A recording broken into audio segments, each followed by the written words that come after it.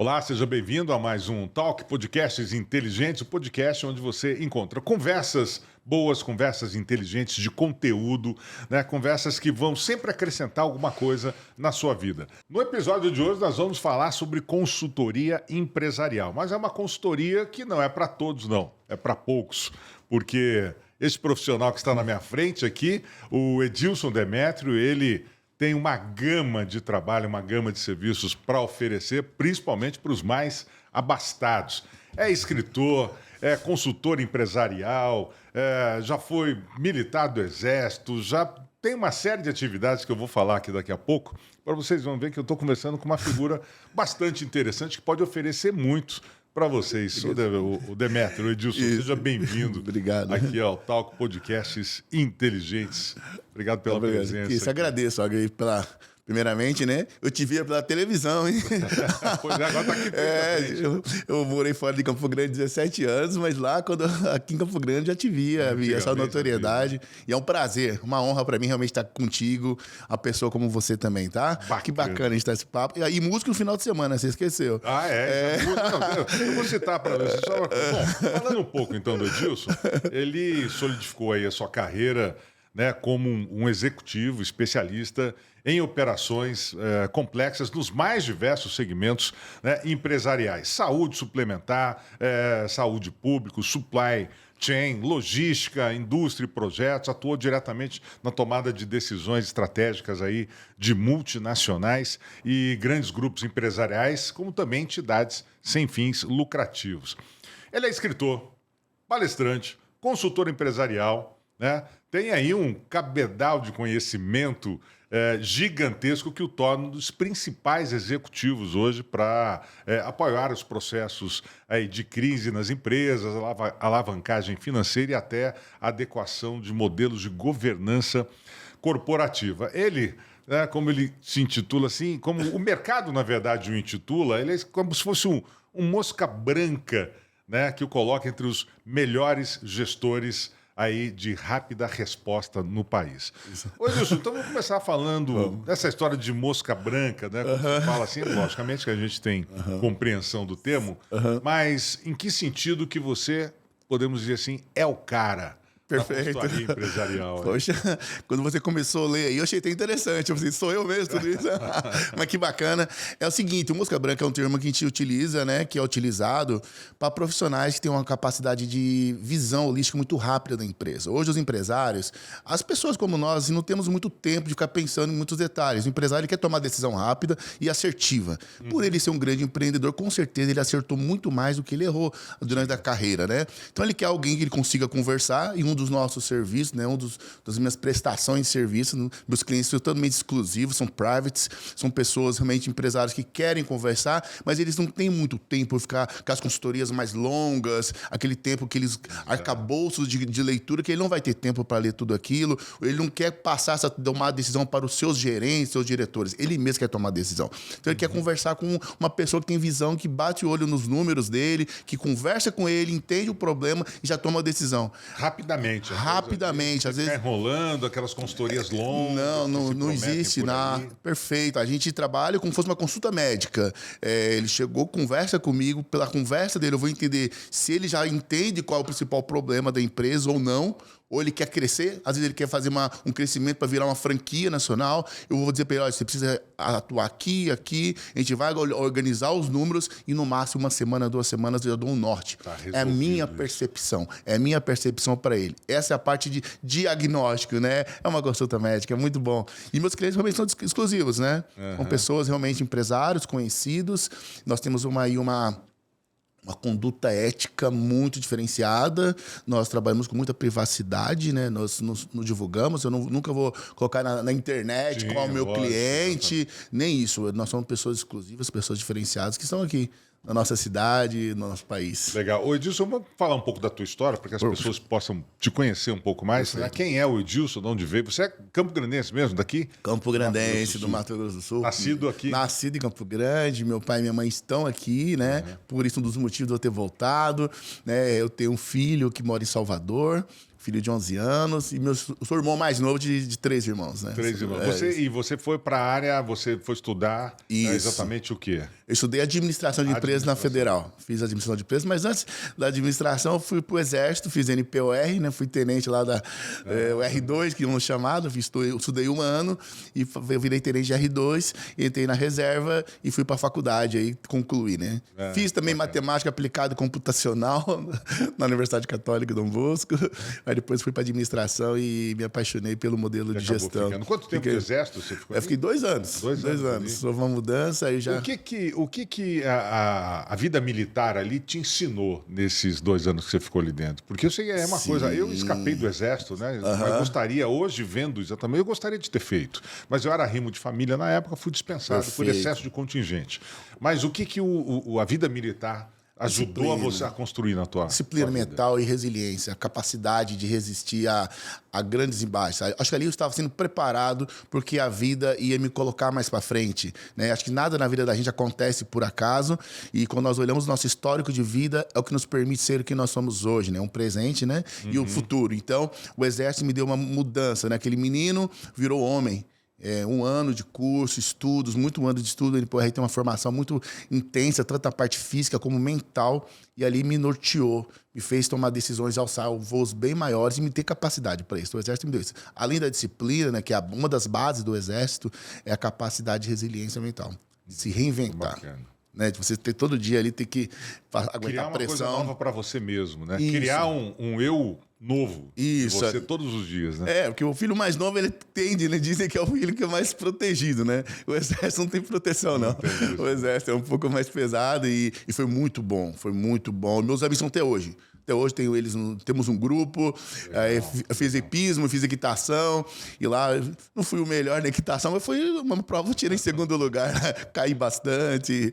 Então foi bacana, foi um acesso legal. Edilson, você foi embora de Campo Grande, né? Que você tinha me contado mais ou menos por volta de 2007 aproximadamente. Isso. O que te levou embora? Isso. Na época, estava tendo um conceito de logística e supply chain, né? Campo Grande não tinha ainda nenhuma MBA ou uma formação em logística e supply chain. Meu pai é da área de transporte já, então eu cresci nesse meio, meu avô, meus tios. Então, quando eu falei, não, eu quero me dedicar um pouco mais para isso, entender. Eu fui buscar os grandes polos que tinha no Brasil, que era São Paulo e Rio. Né? Então, eu fui para São Paulo, fui estudar na Getúlio Vargas, fazer o MBA lá na área de logística e supply chain, que é essa parte voltada mais para operações, né? Sim. Então, e foi esse desafio. Aluguei o que eu tinha aqui, peguei uma mala e fui embora. Foi muito bom. Viver novas experiências, Nova experiência, né? Pra amadurecer São Paulo. um pouco mais. São Paulo é uma dinâmica muito diferente. Hoje está muito próximo, né? Tem muito mais voos, a quantidade. Mas há uns 17 anos atrás não era. Então, assim, era um pouco mais difícil.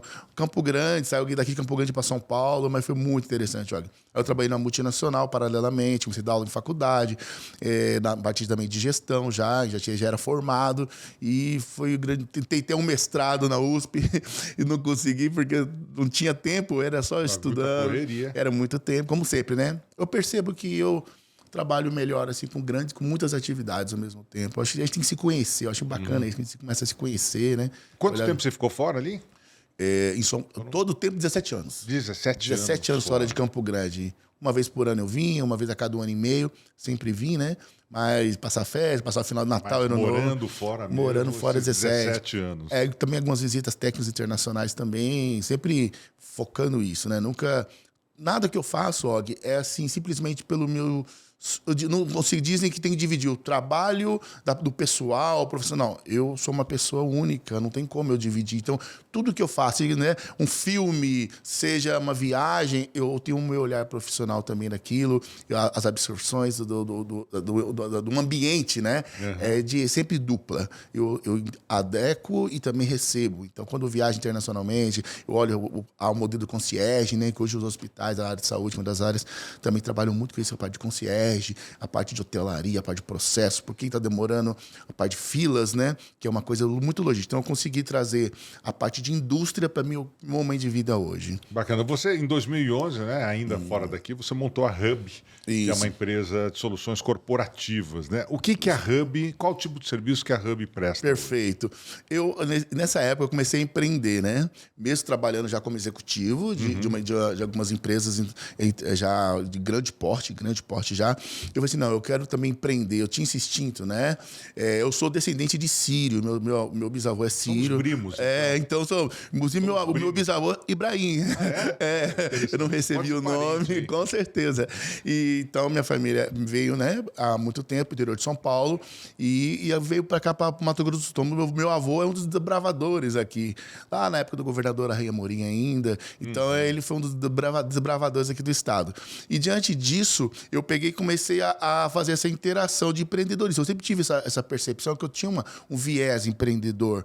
Em 2011, eu decidi, paralelamente, começar a abrir a Hub, que é o hub mesmo, o conceito de tecnologia mesmo. São as conexões, né? São gerar conexões. Hoje eu não atuo sozinho, eu tenho uma base de executivos espalhados no Brasil todo e fora do país que me dão a base. Então, quando eu vejo um projeto que eu preciso de algum apoio de um especialista, eu sei que ele está lá em São Paulo, ele está no Rio de Janeiro, ele está no Nordeste. Atuar em todo o Brasil praticamente hoje, com está fora do país. Da Hub. E isso, aí eu abri a Hub. Começou com uma empresa, primeiro, de consultoria para médicos. Começou com a parte de médicos, depois eu comecei a utilizar os conceitos de indústria para a área de medicina, então, de rápida resposta, por isso que me faz assim, por que você é tão rápido? Porque eu usei todos os conceitos da indústria, da revolução industrial, da parte de qualidade, aqueles conceitos de indústria mesmo, né? Eu tive uma base muito bem montada em multinacional, como trainee, e daí para frente. Aí eu comecei a utilizar os conceitos todos da indústria na saúde. Isso era muito pouco utilizado ainda, né? E hoje a profissionalização da saúde privada, né, que chama de suplementar. Pra fazer uma gestão mais eficiente. Muito mais eficiente, com rápida resposta. Eu percebi que eu tinha uma visão muito rápida, porque eu aprendi isso no decorrer da minha vida. Então, começamos a utilizar a consultoria. Então, os finais de semana, o amigo, aquela clínica de um amigo meu que às vezes estava precisando entender o momento dele, processos sucessórios, às vezes, né, muitos médicos, amigos meus, já estavam querendo aposentar e os filhos estão se formando, então essa adaptação do filho dele, esse processo todo que é complicado e complexo, né? O processo sucessório é um processo delicado, né, e familiar, então a gente conseguiu fazer comecei assim, conversando com amigos e dando dicas, né? E eles começaram, olha, custa quanto? Não, vamos comer uma carne, vamos passar o final de semana. Eu comecei a empreender, comecei a empreender com consultoria. A consultoria hoje tem uma base voltada para clínicas, né, policlínicas, empresas que querem crescer futuramente para virar franquias, para hospitais, uma consultoria mais aprofundada, mais especialista, né? E também tanto na parte pública como na parte privada. Paralelamente, eu tenho outras atividades também. Edilson, eu tinha até comentei no início do programa aqui e tal, né, que você presta um tipo de consultoria que é para poucos. Né? É para poucos porque você mesmo coloca uma consultoria exclusiva para ricos. Né?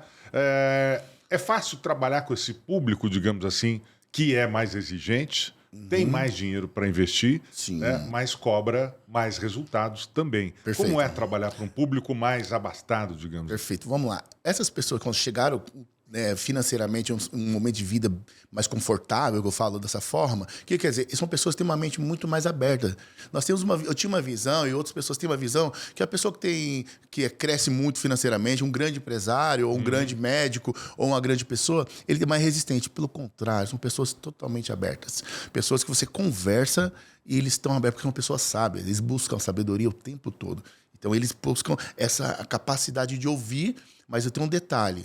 Com poucas palavras, ele já entende se você tem conhecimento daquilo ou se você não tem, se você agrega ou não agrega no negócio dele. De uma certa forma, fica mais fácil você fica mais fácil. E o valor, na verdade, é um investimento. Eles não olham como um valor pago. Ele olha como investimento. Uma conversa dali pode sair um grande negócio. Às vezes sai sociedade, né? Já saiu sociedade, que eu entrei como sócio, né, minoritário, sócio de implantação. Então, já aconteceu várias coisas e acontece. Então, temos empresas espalhadas aí no Brasil que eu tenho lá 10%, 20% que está girando aí. Então, gera aquela renda recorrente e eles me ligam, aí eu já vou pessoalmente, de conversa. Então, viram grandes amizades também. Então, realmente, são pessoas mais fáceis, ao meu ver, pessoas mais fáceis, que eu comecei também a fazer a leitura. Como eu falei, não é só empresa e pessoa jurídica e pessoa física. É também a pessoa física. Eu me importo se ele está bem, como está a estrutura familiar, se ele está legal com ele mesmo, se ele quer apenas conversar. Mas tem do lado, você vê, o lado pessoal também. Né? Isso, a gente não consegue. Porque, de repente, o que está dando errado na empresa pode ter Isso. origem lá dentro de casa, às vezes. Perfeito, porque às vezes os nossos olhos não estão atentos para alguns detalhes, né? E como a mente da gente é acelerada demais, passam detalhes importantes. E meu papel é esse, pegar aquele detalhe que passou e vou dizer, olha aqui, doutor, olha aqui ó, a situação, essa aqui, ó, passou.